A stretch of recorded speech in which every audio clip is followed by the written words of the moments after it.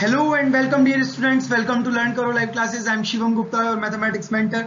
I have done my BTech from IIT Bhubaneswar with 6000 rank in JEE Advanced. Coming to my teaching experience, in past 2 years I have mentored and educated many maths aspirants. So बच्चों, आज हम लोगों का trigonometry का lecture number 8 है, जो कि बहुत इंपॉर्टेंट भी है, जिसमें हम ट्रिग्नोमेट्रिक इक्वेशंस देखने वाले हैं. ठीक है, लास्ट लेक्चर में हम लोग काफी कुछ देख चुके हैं पिछले 7 लेक्चर्स में, और ट्रिग्नोमेट्री का आज हमारा लास्ट लेक्चर है ये.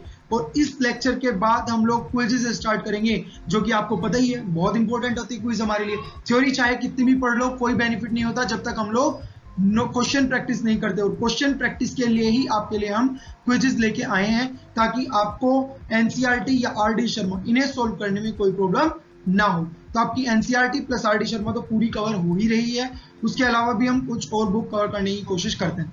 तो चलिए स्टार्ट करते हैं ट्रिग्नोमेट्री का लेक्चर नंबर 8. उससे पहले आपको एक छोटी सी इंफॉर्मेशन में देना चाहूंगा बच्चों. हमारी एक एंड्रॉइड ऐप है, द लर्न करो द लाइव लर्निंग ऐप. तो आप इस ऐप को जाके प्ले स्टोर से इंस्टॉल कर सकते हैं. यहाँ से आपको होने वाले बेनिफिट्स मैं आपको बता देता हूँ. सबसे पहले बेनिफिट तो ये है कि जो हमारे नोट्स होते हैं उनकी पीडीएफ्स आपको मिल जाएंगी. दूसरी चीज ये कि सारे वीडियो लेक्चर्स आपको उस ऐप पर मिल जाएंगे. तीसरी चीज की डेली क्विजेस जितनी होती है वो आपको मिल जाएंगी. और चौथी and the most important thing is कि जितनी भी हमारी लाइव क्लासेस होती हैं उनकी नोटिफिकेशन आपको इस ऐप पर मिल जाएगी. तो बच्चों, आपकी कोई टास्क मिस ना हो, इसके लिए आप इस ऐप को इंस्टॉल कीजिए. तो पहले आप इस ऐप को इंस्टॉल कीजिए, फिर हम ये लेक्चर स्टार्ट करते हैं. चलिए, तो सबसे पहले हम देखेंगे ट्रिग्नोमेट्रिक इक्वेशन होता क्या है. ठीक है, चलिए. Trigonometric equation, equations involving trigonometric functions in a variable are called trigonometric equations. तो ऐसी इक्वेशन जिसमें ट्रिग्नोमेट्रिक फंक्शन हो और कोई वेरिएबल हो, जैसे कि sin x equals to n pi. इसमें अगर हम देखें तो sin ट्रिग्नोमेट्रिक फंक्शन है और n जो है वो हमारा वेरिएबल रहेगा. तो यहां पर ये sin और n जो वेरिएबल है, इस तरह की इक्वेशंस जो होती हैं इन्हें हम बोलते हैं ट्रिग्नोमेट्रिक इक्वेशंस. अब जैसे कि हम पहले देख चुके हैं कि साइन और कोस जो होते हैं वो 2 पाई इंटरवल के बाद अपनी वैल्यूज रिपीट करते हैं, और tan जो होता है वो पाई इंटरवल के बाद अपनी वैल्यूज रिपीट करता है.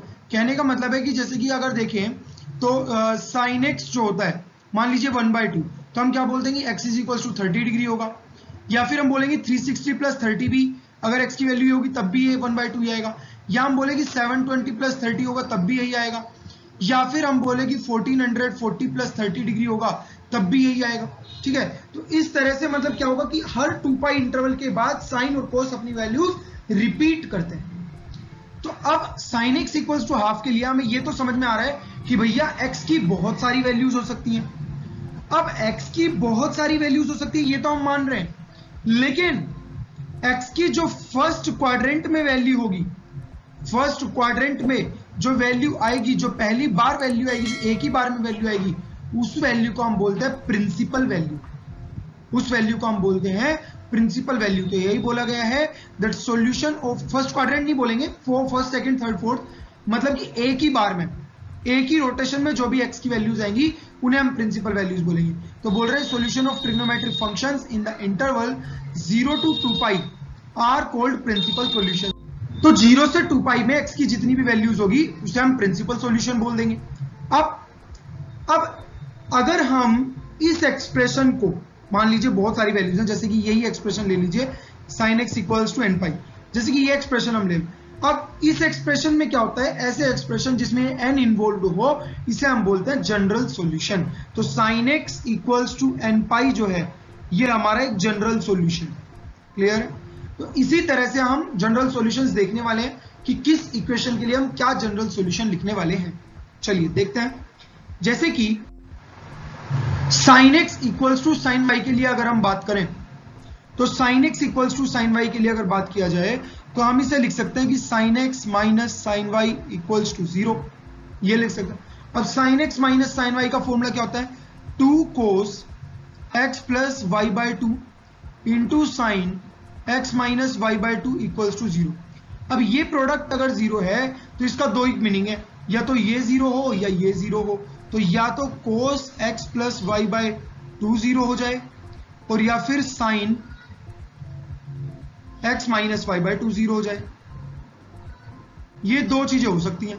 अब कोस तो कब जीरो होता है, जब हमारा x जो है वो पाई बाय 2 का ओड मल्टीपल हो, means x plus y by 2 equals to 2n plus 1 into pi by 2, या तो ये कंडीशन हो, मतलब x इज इक्वल टू आ जाएगा, x इज इक्वल्स टू हम लिख देंगे यहां से 2n plus 1 into pi minus y, या तो ये बन जाए, या फिर x minus sine x minus y by 2 कब जीरो होगा, जब ये x माइनस वाई बाई 2 है जो ये n पाई हो जाए, तो इसका मतलब x इज इक्वल टू हो जाएगा 2n पाई प्लस वाई।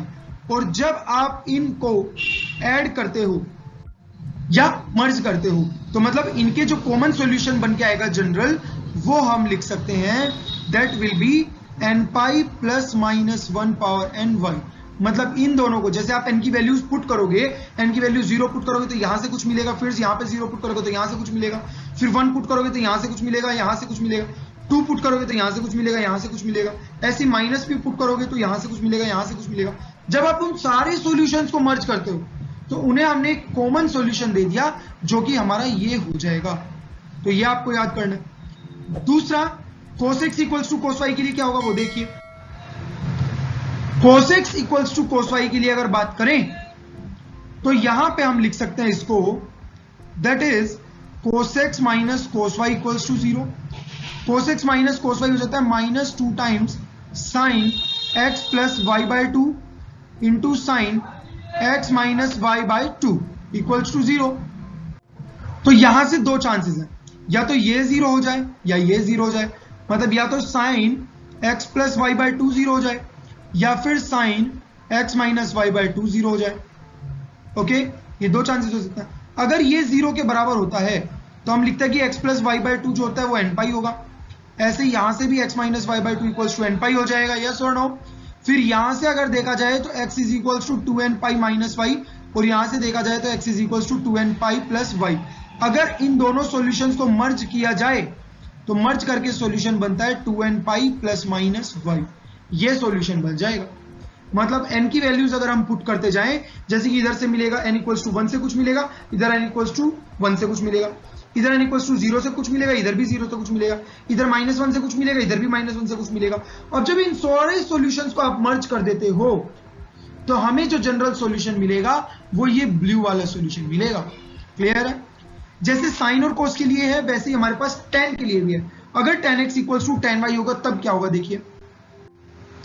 अगर tan x equals to tan y होगा तो हम इसे लिख सकते हैं tan x माइनस tan y इक्वल्स टू 0। इसे लिखा जा सकता है sin x upon cos x minus sin y upon cos y equals to 0। अगर इसमें एलसीएम ले लिया जाए तो ये बन जाएगा sin x into cos y minus cos x into sin y divide by cos x cos y equals to 0। और इसे हम मल्टीप्लाई करके उधर लिख देंगे तो ये बन जाएगा sin x cos y minus cos x sin y equals to 0, ये बन जाएगा। अब ये फॉर्मूला जो है ये हमारा sin x minus y equals to 0। अगर इस फॉर्मूले में अगर sine of something equals to 0 है तो वो समथिंग जो होता है वो n पाई के बराबर होता है। तो यहां से simply x is equals to हमारे पास आ जाएगा n pi plus y, x is equals to आ जाएगा n पाई प्लस y। तो tan का हमारे पास ये सॉल्यूशन होता है। तो इस तरह से हमें ये चीजें देखनी है। यहाँ पर हर फॉर्मूले में जो हमने पीछे पढ़े और ये वाले भी, हर किसी में n जो है वो हमारा इंटीजर ही होना चाहिए, n की वैल्यू इंटीग्रल होनी चाहिए। चलिए अब कुछ एक दो एग्जांपल देख लेते हैं इसके ऊपर। जैसे कि एग्जांपल नंबर 1 में बोल रहे हैं cos x equals to 1/2, cos x equals to 1/2।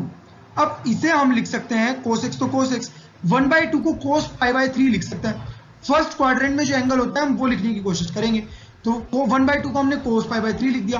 अब यहां से अगर ये किया तो इसका जनरल सॉल्यूशन हमने पढ़ा था cos x इक्वल्स टू, या किसी और पेन से इसको लिखते हैं तो इसे हम लिख सकते हैं दैट इज लेट्स से ये हमने पढ़ा था that if cos x equals to cos y तो लिखते हैं x is equals to 2n pi plus minus y, ये लिखते थे। तो यहां से अगर हमें ये दिया हुआ है तो हम लिख सकते हैं कि x is equals to 2n pi plus minus π/3। तो ये हमारा इस क्वेश्चन का जनरल सॉल्यूशन हो जाए, इसे बोलते हैं जनरल सॉल्यूशन। अगर हमें बोला जाए प्रिंसिपल सॉल्यूशन तो प्रिंसिपल सॉल्यूशन क्या होगा, इसका मतलब हमें 0x जो है वो हमारा 0 से 2 पाई के बीच में चाहिए। तो n की वैल्यू जब आप 0 पुट करोगे तो प्लस माइनस π/3 मिलता है। 1 पुट करते हो तो हमें मिलेगा 2 पाई प्लस माइनस पाई बाय 3। इसका मतलब ये बन जाएगा आपका आइदर 5 पाई बाय 3 या फिर 7 पाई बाय 3, ये बन जाएगा। ये तो 1 पुट करने पे आया। अब -1 पुट करोगे तो क्या मिलेगा, यहां से -1 पुट करते हैं तो बनता है -2 पाई प्लस माइनस पाई बाय 3। एक बार प्लस लोगे तो बन जाएगा -5 पाई बाय 3 और माइनस लोगे तो -7 पाई बाय 3। अब 0 से 2 पाई में चाहिए। अच्छा, इसे अलग अलग लिख लेते हैं, पाई बाय 3 और माइनस पाई बाय 3 को। हमें चाहिए 0 से 2 पाई के बीच में, तो 0 से 2 पाई के बीच में केवल 2 ही सॉल्यूशन है, दैट इज पाई बाय 3 और 5 पाई बाय 3। बाकी या तो 0 से कम है और या 2 पाई से ज्यादा है। तो अगर प्रिंसिपल सॉल्यूशन पूछा जाए तो पाई बाय 3 और 5 पाई बाय 3 होंगे, और अगर जनरल सॉल्यूशन पूछा जाए तो ये आंसर हो जाएगा। क्लियर है? चलिए नेक्स्ट एग्जांपल लेते हैं। cos 2x minus sin 4x, sin 2x minus sin 4x plus sin 6x। अब इसे थोड़ा मैनिपुलेट करके हम लिख सकते हैं sin 6x plus sin 2x minus sin 4x। sin x plus sin y का फॉर्मूला हमें पता है, that is 2 sin 6x plus 2x by 2 cos 6x minus 2x by 2 minus sine 4x equals to 0। इसे लिख सकते हैं sign 4x कोस, ये बन जाएगा, ऊपर बनेगा 4x by 2 that is 2x minus sine 4x। अब इसमें से पूरे में से अगर साइन 4x को कॉमन ले लिया जाए तो ये बन जाएगा 2 cos 2x minus 1 equals to 0। तो मतलब या तो हमारे पास cos 4x इक्वल्स टू 0 हो और या फिर cos 2x जो है वो 1/2 के बराबर हो। मतलब या तो 4x बराबर n पाई हो जाए, मतलब x equals to n pi by 4 हो जाए, या तो ये आ जाएगा, और या फिर 2x equals to 2n pi plus minus pi by 3 हो जाए, क्योंकि इसे लिखा जा सकता है, इसे लिख सकते हैं हम cos 2x equals to cos pi by 3, ऐसा लिख सकते हैं। तो यहां से अगर ये बन गया तो ये बन जाएगा हमारे पास x equals to n pi plus minus pi by 6। तो ये हो जाएंगे इसके जनरल सॉल्यूशंस।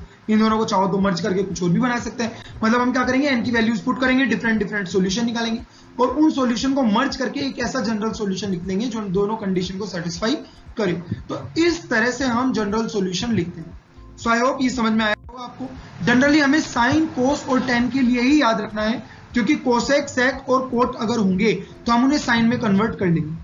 क्लियर है? सो ये जो सॉल्यूशन था, ये जो लेक्चर था हमारा, ये था हमारा ट्रिग्नोमेट्रिक इक्वेशंस के ऊपर। इसमें हमने देखा है कि हमें ट्रिग्नोमेट्रिक इक्वेशन से किस तरह टैकल करना है, किस तरह हमें ट्रिग्नोमेट्रिक इक्वेशंस को सोल्व करना है। ठीक है, तो इसी के साथ हमारा ट्रिग्नोमेट्री चैप्टर खत्म होता है।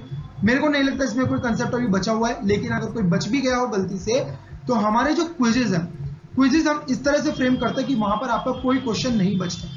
क्लियर है? तो अगले लेक्चर से हम लोग आपके लिए क्विज लेके आएंगे जिसमें बहुत अच्छे अच्छे वैरायटीज ऑफ क्वेश्चन रहेंगे।